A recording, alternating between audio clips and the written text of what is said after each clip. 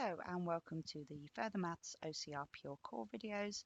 This is Vectors for Equations of Planes, and this is video 4.5, the intersection of a line and a plane.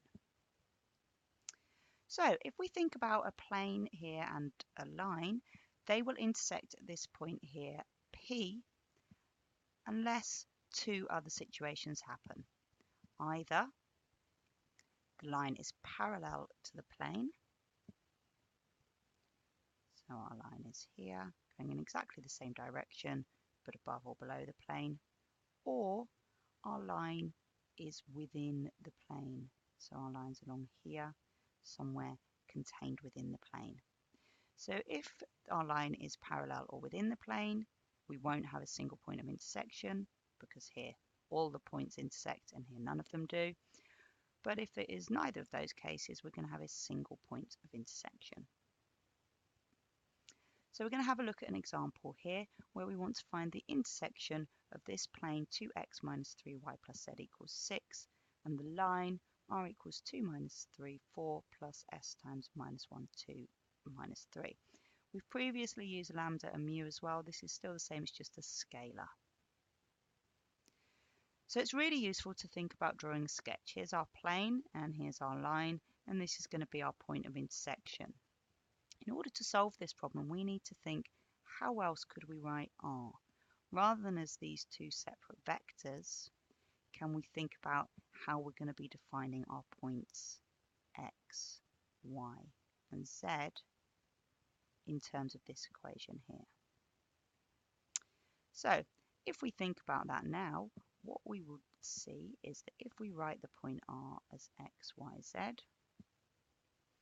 and that is 2 minus 3, 4 plus s minus 1, 2 minus 3, we can now write x, y, and z in terms of s. So we're going to have that x is 2 minus s, y is minus 3 plus 2s, and z is 4 minus 3s.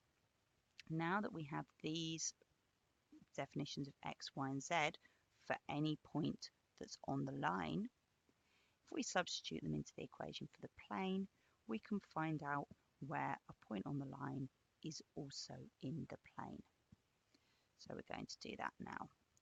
So we've got 2 times x, which is 2 minus s, minus 3 minus 3 plus 2s, and then plus z, which is 4 minus 3s, and that equals 6. If we expand this out, we get 17 minus 11s equals 6. So if we rearrange, we get minus 11s equals minus 11, so s equals 1. Now obviously at this point we haven't found where the point is, we've just found the value of s. So now we need to find which particular point it is when s is 1, and that will be our point of intersection. So we find out that p is 2 minus 1, so 1, minus 3 plus 2, minus 1, and 4 minus 3, so that is 1. So our point of intersection is there.